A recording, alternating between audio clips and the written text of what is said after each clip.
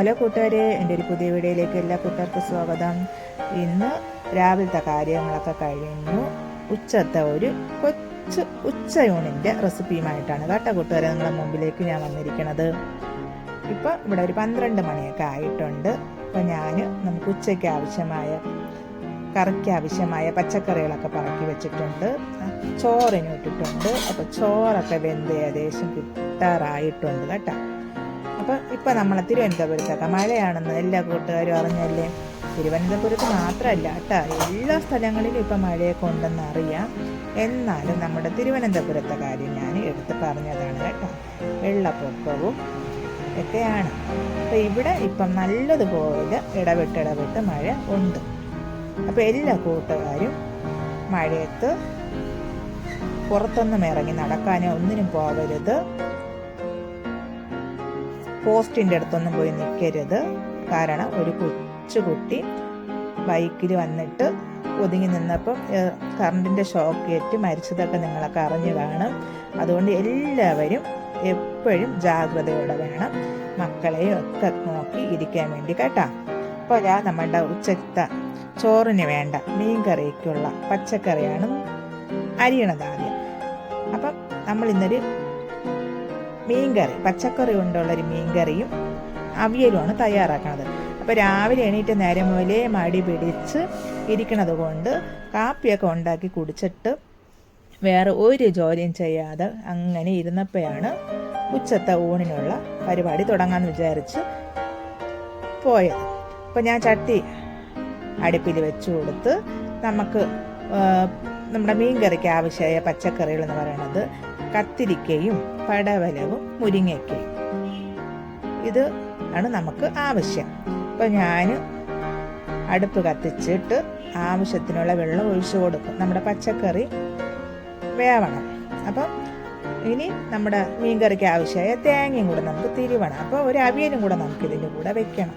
അപ്പോൾ അതിന് രണ്ടിനും കൂടെ ഞാൻ തേങ്ങയൊക്കെ തിരുവി എടുത്തതിന് ശേഷം നമുക്ക് ഒന്ന് വറുത്തെടുക്കണം. നമ്മളുടെ ഈ മീൻകറിക്ക് ഒരുപാട് നല്ലതുപോലെ വറുക്കണ്ട, കുറച്ചൊന്ന് ജസ്റ്റ് ഒന്ന് ചൂടാക്കി ഒന്ന് എടുക്കണം.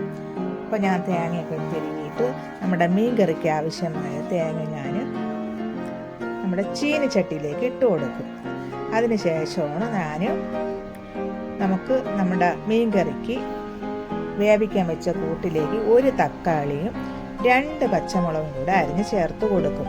അപ്പം ആദ്യമേ ഞാൻ ചേർത്ത് കൊടുക്കാത്തത് നമ്മളുടെ പടവലത്തിന് വേവ് കൂടുതലാണ്. അപ്പം പടവലവും കത്തിരിക്കയും മുരിങ്ങയ്ക്കയും ഒന്ന് വെന്തതിന് ശേഷം തക്കാളി ചേർത്ത് കൊടുത്തു കഴിഞ്ഞാൽ തക്കാളി വെന്ത് ഉടഞ്ഞു പോവില്ല. അപ്പം ഞാൻ തക്കാളിയും പച്ചമുളകും ചേർത്തിട്ട് നമ്മുടെ കറിക്ക് ആവശ്യമായ ഉപ്പും കൂടെ ചേർത്ത് കൊടുക്കും. അപ്പം ആദ്യമേ ഉപ്പ് ചേർത്ത് കൊടുക്കുന്നത് കഷ്ണങ്ങളിലെല്ലാം ഉപ്പ് പിടിക്കാനാണ്. ഇല്ലെങ്കിൽ നമ്മുടെ മീൻകറി വെച്ച് എടുക്കുന്ന സമയത്ത് ടേസ്റ്റ് കിട്ടൂല. അപ്പം ഞാൻ തേങ്ങയിൽ മഞ്ഞൾപ്പൊടിയും നമ്മുടെ ഉലുവയും മുളക് പൊടിയും മല്ലിപ്പൊടിയും ചേർത്ത് കൊടുത്തു. അതൊക്കെ അവരവരുടെ ഇഷ്ടത്തിനും രുചിക്കും അനുസരിച്ച് എരിവും പുളിക്കൊക്കെ അനുസരിച്ചുള്ള മസാല എടുത്തോളണം. അപ്പോൾ കുറച്ച് പുളിയും കൂടെ ചേർത്ത് കൊടുത്ത് നമ്മളുടെ തേങ്ങ ഒന്ന് ശകല എണ്ണയും കൂടെ ഒഴിച്ചു കൊടുത്ത് എടുത്തിട്ട് നോക്കിയപ്പോൾ നമ്മുടെ പച്ചക്കറിയൊക്കെ കുറച്ച് വെന്ത് വന്നതേ ഉള്ളൂ. ആ വേറെ ഗ്യാസ് അടുപ്പിൽ ഞാൻ നമ്മുടെ അവിയലിനും കൂടെ വെച്ചു കൊടുത്തു. അപ്പോൾ രണ്ടും കൂടെ അവിടെ ഇരുന്ന് വെന്ത് വരട്ടെ. അപ്പോൾ ആ സമയം കൊണ്ട് ഞാൻ രാവിലെ പാത്രങ്ങളൊന്നും കഴുകിയില്ലെന്ന് പറഞ്ഞില്ലേ. അപ്പോൾ പാത്രങ്ങളും എല്ലാം കഴുകി പറക്കി ഒതുക്കി വെച്ച് നമ്മുടെ ആ സിങ്കിൻ്റെ അവിടുത്തെ സൈഡുള്ള ഭാഗമൊക്കെ വെള്ളമൊക്കെ ഒഴിച്ച് കഴുകി വൃത്തിയാക്കിയൊക്കെ ഇട്ട് അപ്പം തന്നെ എനിക്ക് പാതി ആശ്വാസമായി. മുക്കാലോളം ജോലി തീർന്നതായിട്ട് തോന്നി എനിക്ക്. അപ്പം അതിനുശേഷം നമ്മൾ വീടൊന്നും തൂത്തൊന്നും വാരിയിട്ടില്ല, അതൊക്കെ കിടപ്പുണ്ട് ഇനി ജോലിയായിട്ട്. അപ്പം ഞാൻ മഞ്ഞപ്പൊടിയും നമ്മുടെ അവിയലിൽ ഉപ്പും കൂടെ ചേർത്ത് കൊടുത്ത് അതൊന്ന് ഇളക്കി ഒന്ന് ഒതുക്കി വെച്ചു കൊടുക്കും കേട്ടോ. അതവിടെ ഇരുന്ന് വെന്ത് കിട്ടണ സമയത്ത് നമുക്ക് അതിനുള്ള അരപ്പെടുത്താൻ മതിയല്ലേ എന്ന് വിചാരിച്ചിട്ട്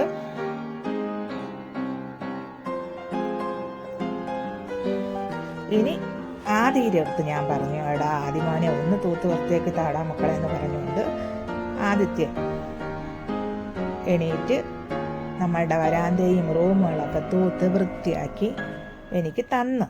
അപ്പം നമ്മുടെ അടുക്കളയിൽ അറിയാമല്ലോ, ഞാൻ നിങ്ങളെ കൂട്ടുകാരോട് തരുമ്പോൾ പറഞ്ഞു നമ്മുടെ അടുക്കളയിലുള്ള അവസ്ഥയൊക്കെ മഴ പെയ്ത് കഴിഞ്ഞ് കഴിഞ്ഞാൽ നമ്മളുടെ അവിടെ വെള്ളപ്പൊക്കവും ഒക്കെയാണ്.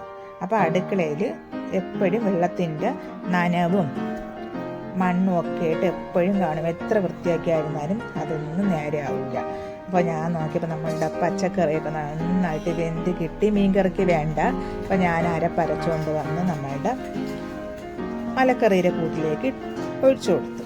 എന്നിട്ട് നമുക്ക് കറി വേണമല്ലോ, നമുക്ക് ഗ്രാവിക്കനുസരിച്ചുള്ള വെള്ളവും കൂടെ ഞാൻ ഒഴിച്ചു കൊടുത്ത് നല്ലതുപോലെ ഒന്ന് ഇളക്കി യോജിപ്പിച്ച് എടുത്ത് ഉപ്പൊക്കെ നോക്കിയപ്പോൾ ഉപ്പും പുളിയും ഒക്കെ നമ്മുടെ എരിവൊക്കെ നമ്മുടെ ഈ പച്ചക്കറി മീൻകറിക്ക് കറക്റ്റായിരുന്നു. ആ സമയത്ത് എൻ്റെ ആദ്യ കുട്ടി എല്ലാം തൂത്ത് വൃത്തിയാക്കി അടുക്കളയൊക്കെ നീറ്റാക്കി തന്നെ ആ ജോലി എനിക്ക് എളുപ്പമാക്കി തന്നെൻ്റെ കുഞ്ഞു കുട്ടൂസ്. അങ്ങനെ ആ പണിയും കഴിഞ്ഞു. അപ്പോൾ ഇനി നമുക്കും നമ്മളുടെ അവിയലിനുള്ള അരപ്പ് നമുക്ക് വേണം. അപ്പം ഞാൻ മഞ്ഞൾപ്പൊടി ഉപ്പ് ഇട്ടല്ലേ വേവിക്കാൻ വെച്ചത്. അപ്പോൾ ഇനി നമുക്ക് തേങ്ങയും പച്ചമുളകും കൊച്ചുള്ളി ഇച്ചിരി കൂടുതൽ എടുക്കണം കേട്ടോ. ഒരു പ്രത്യേക ടേസ്റ്റാണ് ഈ അവിയൽ വെക്കണേന്. വെളുത്തുള്ളിയും ജീരകവും കൂടെ കൊണ്ടുവന്ന് ഞാൻ ഒന്ന് ചതച്ചെടുത്തുകൊണ്ട് വന്ന് നമ്മുടെ അവിയലിൽ തട്ടി കൊടുത്തിട്ട് അടച്ച് വയ്ക്കും.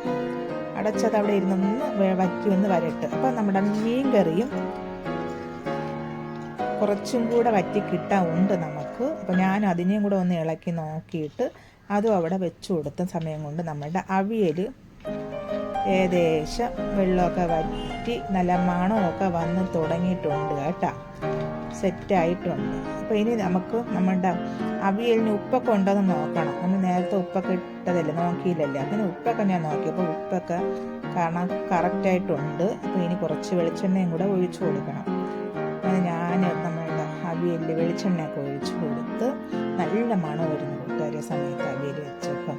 നമ്മുടെ കല്യാണ വീട്ടിലൊക്കെ നമുക്ക് പോകുമ്പോൾ ഒരു മണം കിട്ടൂല, ആ ഒരു മണം കിട്ടിയാട്ടാ. അപ്പോൾ ഇനി നമുക്ക് അവിയലൊന്ന് മാറ്റി വെച്ച് കൊടുത്തിട്ട് ആ അടുപ്പിൽ തന്നെ നമുക്ക് മീൻ കറിക്കുള്ള കടുകും കൂടെ ഒന്ന് വറുക്കണം. അപ്പോൾ ഞാൻ നോക്കിയപ്പോൾ നമ്മുടെ കറിയൊക്കെ വറ്റി റെഡിയായി കിട്ടിയിട്ടുണ്ട്, നമ്മുടെ ചോറിന് ആവശ്യമായ ഗ്രാവി കണക്കിന്. അങ്ങനെ ഞാൻ ഗ്യാസൊക്കെ അണച്ചിട്ടിട്ട് കടുക് വറുത്ത് ഒഴിച്ചു കൊടുത്തു കേട്ടാ. ഈ കൂട്ടുകാരൊക്കെ ഒന്ന് ഉണ്ടാക്കി നോക്കി, നിങ്ങൾക്ക് തീർച്ചയായിട്ടും ഇഷ്ടപ്പെടും കേട്ടോ.